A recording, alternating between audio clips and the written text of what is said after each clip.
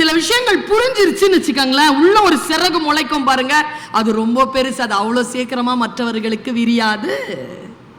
வாழ்க்கை நமக்கு சில விஷயங்களை கற்றுத்தருகின்ற பொழுது அதை எப்படி கற்றுக்கொள்ள வேண்டும்னா, சிவகாசிக்கு போயிருந்தேங்க. அங்க ஒரு டிஓ வந்திருந்தார். அவர் மக்களுக்கு நல்ல செய்திகளை காலையில பொய்க்காத வானம் அப்படின்னு சொல்லி அனுப்புவார். நான் 2-3 ஃபார்வர்ட் மெசேஜ்ல கேட்டு நான் சொன்னேன், டெய்லி எனக்கும் அனுப்புங்க சார்னு.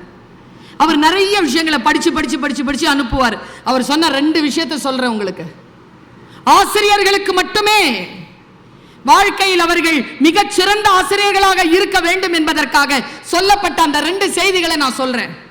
இளைஞர்களும் பெண்களும் புரிந்து கொள்ளுங்கள். பெரிய விஷயம். பீகார்ல ஒரு பழங்கதை ஒண்ணு.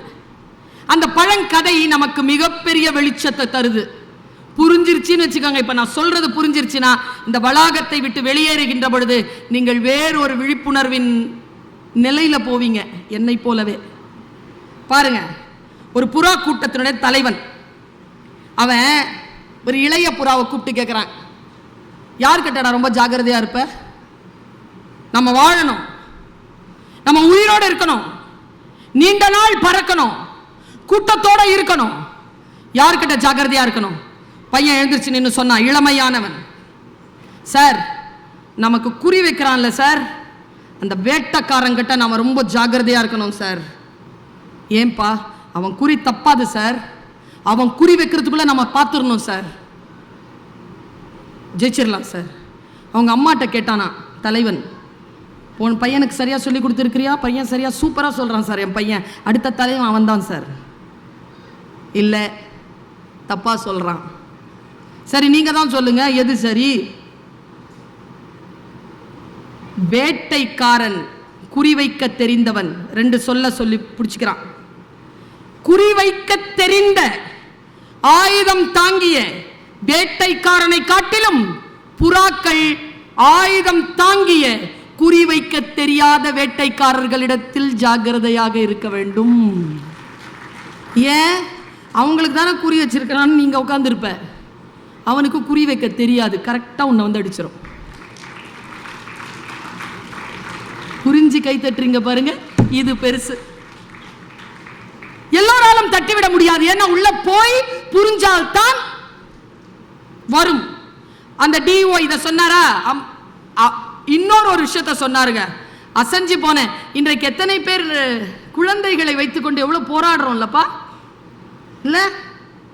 இவர் சொன்னாரு கதை, 7 பிள்ளைங்களுக்கும் நான் கஞ்சி ஊத்திடுவேன், 8வது பிள்ளை வந்தாலும் படிக்க நல்லா தான் இருக்கும், 1 பெத்து வளர்த்துக்கிறதுக்குள்ளேயே அருந்து போயிருது சீவன்.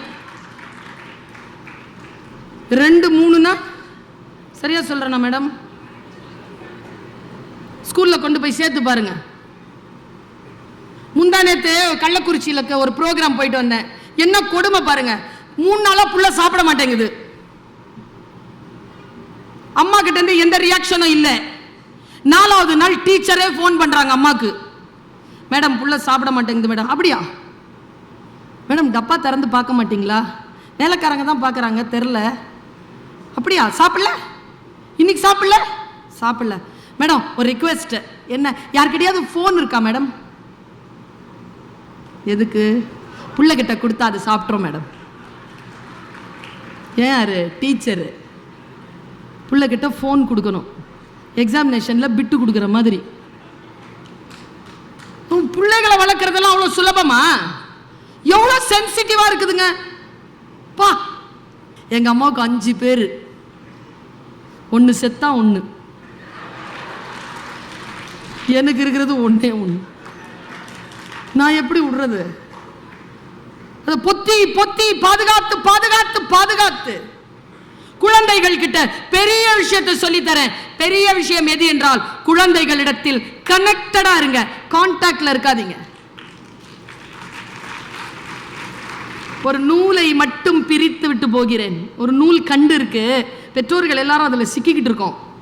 முடிஞ்சா நான் அதை கொஞ்சம் ரிலீஸ் பண்ணி கொடுக்குறேன். புரியுதா பாருங்க? என் பிள்ளை, நான் நிறைய இடங்களில் சொல்றதில்ல, நான் அவன் கோச்சிக்கிறான், ஏமா உனக்கு என்னை பற்றி பேசுறதுக்கு என்னம்மா இருக்குதுங்கிறான். சரியா? சாரி. அவன் ஒரு நாள் அழுதுட்டு இருந்தாங்க. என் பிள்ளை அழாது, என் பிள்ளைக்கு நான் அழ சொல்லித்தரல, ஊசி போட்டாலும் இவ்வளோதான் மேக்சிமம், அழ தெரியாதவனுக்கு. 20 வயசுல அழுகுறாங்க, ஓன அழுகுறான். என்ன இன்டர்ன்ஷிப்க்கு போயிட்டு வந்தான், அட்வொகேட்டு, 2 வீலர் எடுத்துக்கிட்டு ராயப்பேட்டால இருந்து அம்பத்தூர் போயிட்டு வந்தான். மழை, உடம்பெல்லாம் சேரு, வந்து உட்காந்துட்டு ஓன்னு அழுகுறான். நான் பக்கத்தில் உட்காந்துக்கிட்டேன். நிறைய பெற்றோர்களுக்கு தெரியாதுல்ல நம்ம பிள்ளைகளுக்கு என்ன வேணும்னு. நான் இப்போ சொல்கிறேன், பெரிய விஷயம், புரிஞ்சுக்கோங்க. புரிஞ்சுக்கிட்டாதான் அது கை வசப்படும், வானம் வசப்படும். புரியணுமே. அழுகுறான். என்னப்பான்னு கேட்டேன்.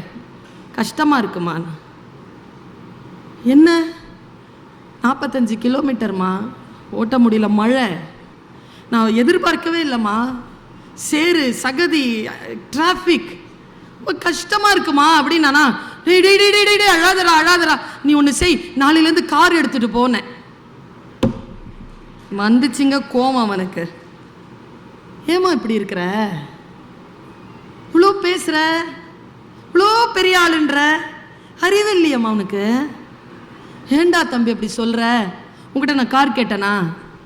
5 நிமிஷம் உட்காந்து என் கஷ்டத்தை சொல்ல கேளுமா, உடனே ஒரு தீர்வு கொடுத்துருவியா? நீ பணம் கொடுத்துருவியா, வாய்ப்புகளை கொடுத்துருவியா, விஷயங்களை செஞ்சு கொடுத்துருவியா? அது எனக்கு வேணாமா, என் கஷ்டத்தை சொன்னா கேளுமா, எனக்கு அது போதுமா, நானே கண்டுபிடிச்சுப்பேம்மா என் பிரச்சனைக்கான தீர்வைங்கிறான். நம்மள எத்தனை பேருக்கு இது தெரியும்? குழந்தை அப்படி மூஞ்சி வாடிச்சுன்னா ஐஸ்கிரீம் சாப்பிடலாமா, பீட்சா ஆர்டர் பண்ணவா, நீ என்னமோ கேட்டியா அந்த ட்ரெஸ் வாங்கி தரவா? குழந்தைகளுக்கான சிக்கல் பாருங்க.